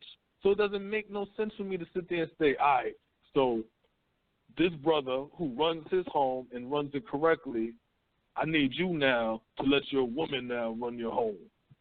That don't make sense. You got a structure going on, so do your structure. Just know your daughter that's running around the house, you raise her up strong. And strong doesn't mean to fight against man and all kind of shit like that. And let me teach her the game of men. No. Strong is letting her be strong as a woman. Teaching her about womanhood, woman heroes, woman this, woman that, black woman, and black woman accomplishment. That way she have an understanding of black womanhood and the history of black woman, where she will be able to spit black woman name like black man can spit black leader's name, black male leader's name, man leader's name. We could say Malcolm, Martin, Carlos, Cooks, Elijah Muhammad, you know what I'm saying, Marcus Garvey. We can spit it off of our tongue. Where when we get into our black woman, we start to ease up. Winnie Mandela, Rosa Parks, Harriet Tubman, Sojourner Truth. It'll be slower. Now I got to really think. You know what I'm saying? In terms of this situation. So it's like we need to be pumping that to our daughters where they're able to spit it off like that. That way, that's where her strength will come from. You see what I'm saying? So when she has a baby by a guy, and the guy run off and leave, huh? To give her examples. Give her examples. No, you give her the strong examples to build her character. So when she's strong, and if she have a baby with a knucklehead, and he runs off and leaves, she's not going to be left in the corner crying. She's going to say to herself, good, now I can raise my child strong. I don't got to worry about no weak nigga in the premises. You know what I'm saying? And she could raise that child strong up and be like, yo, this is what I learned. Watch out, because these dudes will be tricking you or whatever, but this is how you have to look at life. Or if she got a son, hey, listen, mean what you say and say what you mean when you're dealing with women. If you don't want to be with her, whatever, and that way he'll think to himself, all right, Mom, you know what? That's how I'm going to treat these black women out here then. You see what I'm saying? Because it's all about strength, that mental strength. But if we follow an ideology of, I'm the leader and you're the follower and I must lead, and listen, you're dealing with European ideology. You're dealing with European ideology now. You know what I'm saying? And that's why we keep falling. We following shit that don't belong to us. You see what I'm saying? That's why our children is how they are right now and the way they act. Because they lost. Yeah. So the energy, instead of being put into things that could be productive, they have it in the gutter. Because the parents ain't never get out the gutter. And everybody stayed gutter. Yeah. And that's the result of no economy. Because those poor blacks supposed to be being employed by rich black businesses. You see what I'm saying? That's how the economy works. Rich blacks employ the poor blacks. That's how the economy works. But what happened is the rich blacks want to live and spend with the whites. So then the poor blacks is left to fend to themselves. So some of us get to work amongst the whites. Some of us create our own business. The rest of us have to fend for themselves in the street. So they rob, steal, kill, and then go to jail. And that's how the game goes now. And we run around, we got spending power. Yeah, you spending your power. That's exactly what you're doing. Yeah, right away. All your power. Spending it all away. Here's Tony, man. Here's some of my power, Tony. We ain't even getting good products with it. Yeah. But there's no, like I keep saying, there's no such thing as spending power. You can't. Exactly. There's no such thing as spending that. Whoever, this is narratives again, and this is the dumb shit people like to tell us. spending power. No. Well, if you withdraw your money, then that don't mean nothing. Because this is the trick they do, Smoke. Don't you know that black people spend $1.1 trillion? How many black people are you talking about? And when they tell you that number, then you're going to be like, get the fuck out of here. Okay, you sound stupid as hell. They're not talking about 100 black people got $1.1 trillion. They're talking about millions of black people. They're talking about the whole black population in the United States. You see what I'm saying? So I'm like, you can get 4 white people. Everybody. 4 white people, and they'll have more money than what we spend. So what do that mean? That means that same $1.1 trillion that they claim we spend of spending power, if you give that to black people, that might be $1,000 per black person. You know what I'm saying? And it's like, what the fuck are you talking about? You made it like it was so much money we had. It ain't. That's the games they play with us. That's the games they play with us. Just like I keep saying, Smoke, why is the rich blacks, the educated blacks, going to the working black people telling us to save our money and boycott and do all of that? But they're not going to the banks. They're not going to the business community and saying that. Why they're not going to the business community saying, let's pull our money together and open up an institution? Why they're not going to the business community and the banks and saying, let's come together and create an institution that could be centered or a think tank around building and setting up an economy or something of that nature? No. The elite comes down to the poor and solicit money from us and then tell us, why don't y'all put your money together? Why don't y'all put your money? Don't you know if all of y'all put $50 and y'all could do this and it's like, don't hustle me. Don't hustle me, because a lot of us live below poverty. Or a lot of us are just making it. Wow. Or a lot of us is just okay. You out here making millions. You got a business. You got an industry. And instead of y'all coming together now and consolidating and creating a goddamn economy, y'all now want to pit me for more of my money? Get out of here. That's crazy. That's crazy. But we don't get it because it sounds good. Just like the Des Bryant comment. It sounds good. Don't you know? If we all pulled our money, listen to the civil rights niggas, Smoke. Oh, yeah, because Dr. King was for boycotts and stuff like that. That's Jesse Jackson. But they talking about boycotting Black Friday. Wait a minute. Boycotts were for a year, Jesse Jackson. So if you was there during that time and you know the boycott was for a year, why are you co-signing a 2-day or 1-day or 3-day boycott as effective? All this shit is a game. Oh. You can't trust none of this shit, yo. And that's my whole thing. And that's why I say things the way I say it, because I wanted to sound outlandish until I explain it. I'm 36. I remember being a kid listening to Farrakhan and all of that shit. This is the Allah Farrakhan, not the Jesus Christ Farrakhan, right? This is the Allah Farrakhan, right? And I remember listening to him, man, and seeing the Muslim brothers and stuff in Brooklyn and the Hebrew Israelites and all them dudes when I came to Atlanta and shit like that in the early 90s for the first time. Man, I'm like, yo, when I get older, that's when we used to have the black Bart Simpson shirts and all kind of shit like that. I was like, yo, when I get older, yo, I can't wait to get older. I was like, because I know it's going to be dope for black people. You know what I'm saying? Tupac, before Death Row, Tupac was popping. Crisscross them. You know what I'm saying? Everybody, it was like the industry, the white media was just really getting hip to hip-hop, so everything that we did, they was trying to, advertise it and shit, and our parents didn't get the music like that, you know what I'm saying, type shit. it was that era, you know what I'm saying, the early 90s and shit. And I used to be like, yo, man, I think I was like 9, 10. So I'm like, well, like during the 91s or whatever like that. So I'm probably like, really like 11, 12 or something like that. Maybe like, 11, 12. It's like 91, 92.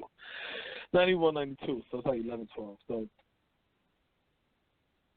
I remember saying to myself, yo, when I get older, it's going to be so exciting, yo, because I know I'm going to be working for a black company. It's going to be black people doing their thing and successful. And you know what I'm saying? Like, right. And it's not.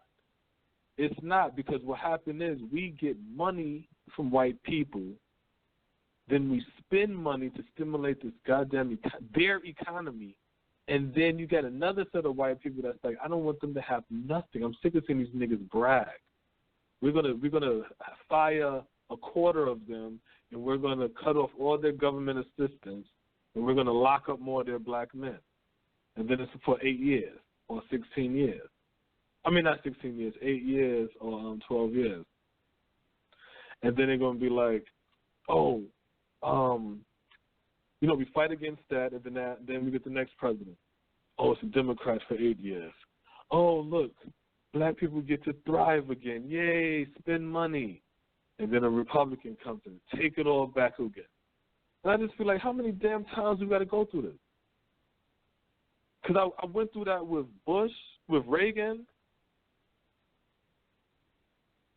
then Bush, that's my 3 terms, then Clinton for 2, then a Republican again for 2, then a Democrat again for 2, and now we're into a Republican who's going to be in there for 3. Donald Trump going to get 2. He's going to get 2. Watch what I say. Because it's war. Yeah, always. Let me don't change up during wartime. First of all, I don't even think it's going to be a war. How about that? Right? But the whole shit is to get everybody scared so you can now, that's how you unify the crowd. You see what I'm saying? You need a good, because even back in the day, it was a common notion that when a Republican is in office, we go to war. So every time a Republican came in the office, we were like, oh boy, about to go to war. You see what I'm saying? It wasn't until the Democrats started to go to war too that after a while you just said, oh shit, we just been in war all the time. But none of this is new, is basically what I'm saying. So if none of this is new, the only thing that we have to change, it's like we're in Groundhog Day. The only thing we have to change is one thing. We got to rebuild our economy. You see what I'm saying? And that's where the issue keeps on occurring, because we don't get that. We keep thinking we're part of this white people economy. We keep on wanting to intermingle and mix with these poor white trash. These are a group of people that white elites don't even want to fuck with them. They don't even want to fuck with them. So we try to mix and mingle, send our kids around them, act like them, teach them, show them, only if they knew. Look, think about how crazy that is, Smoke. We trying to teach poor white trash, convince them that we're human,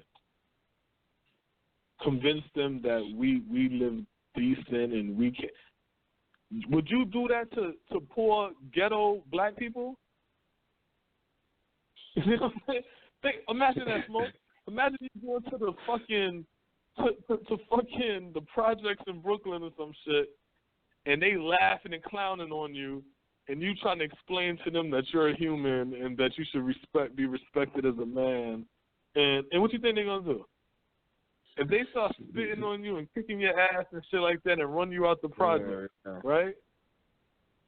That's what poor blacks would do, and the projects would do to you. You see what I'm saying? So then you go to a white neighborhood and they do that, and then we turn around and say, that's racism. No, that's poor white trash. Why do you want to live in their ghetto? Why do you want to live in their ghetto? That's right. But that's why we have to control our narrative and change that shit. That's why we have to change. We have to market ourselves different. And that's why we have to create an economy, because as long as we keep on working within somebody else's economy, we're going to be begging.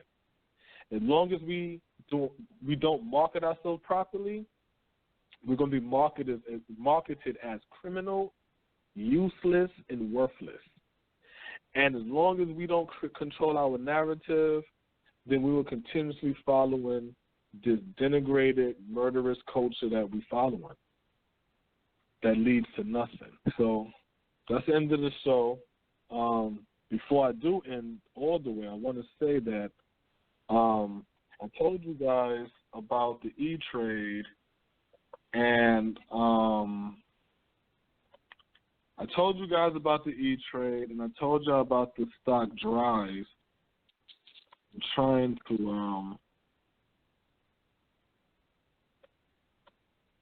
to see, can I get the stock thing real quick? Here it is. Yeah, but last Friday I told you guys about the stock Drys, DRYS. It was at 68 cents, I believe, or something like that. Well, a week later, I'm going to tell you where it's at now. It's at $2.01. The highest it was $2.20. And that's how it go, people. That's how it goes. Like 350%. Hey, in Black America, where you will make money, y'all. Follow the steps. Rest in peace, Charlie Murphy, too, man. Rest in peace, Charlie Murphy. Rest in peace, Charlie Murphy. Word up. Brooklyn. So the stock, I'm going to let people know today is a good stock is to look at is Kush Bottles, KSHB. They at $2.72. They had some good second quarter numbers, so that's why I like them. And you got Rocky Mountain Beverages, RMHB. They're at 10 cents. They had some people snapping pictures of the beverage sold in their local gas station. Let me think of another one. Hemp went down. It's at 3 cents. That's a good one to put your money into, hemp. And AMMJ is at 68 cents. I thought it was a little higher than that, so that's good. But that's all I got right now. So other than that, we're about to shut this down. Thanks for listening. Like always, Friday, Saturdays we here. What I say about with the stock stuff is open up the account, slowly let money drop in. I will shoot these stock things, put it on your watch list, pay attention yourself. When you feel that urge to jump in, but definitely jump in on a down when it's in the red. Never jump in on green. Don't chase that dragon up. Catch it on the dip and let it bounce back up. You come back with some money. So check us out on the Twitter, twitter.com in Black America 7. You could check us on that funky ass Facebook. It's in Black.America. Definitely go to the YouTube page, in Black America Radio on the YouTube. Subscribe. Hit that thumbs up. Because you know they got that thing now with the YouTube. You need those views and those likes and all that other shit. So show support. Yeah. On that, Instagram in Black America Radio, or just click on the links in the YouTube drop down box or on Blog Talk episode info. Got anything to say, Smoke, before we close out? Yo, thanks for listening, man. You know what I'm saying? The year's strong. Still see y'all. You know what I'm saying? So shout out to the listeners.